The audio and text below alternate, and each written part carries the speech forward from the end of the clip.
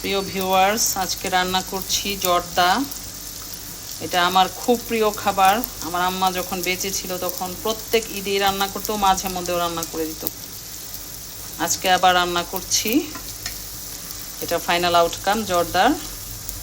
পোলাওয়ের চালটা আর আমরা যেই রংটা ইউজ করেছি এটা ফুড গ্রেডেড।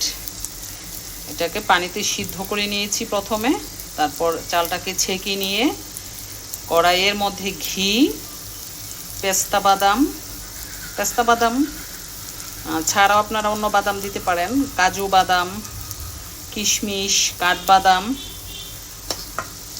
যার যেরকম টেস্ট, এবং সাথে চিনি দিয়ে এটাকে ভালোভাবে ভেজে নেবেন। আর আমরা যেহেতু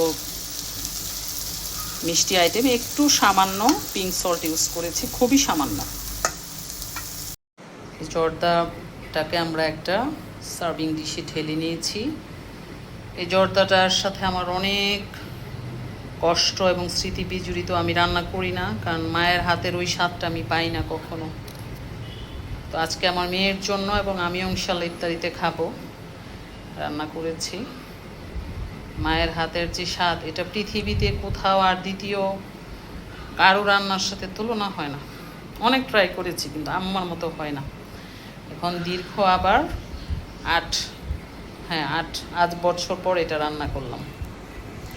ধন্যবাদ সবাই।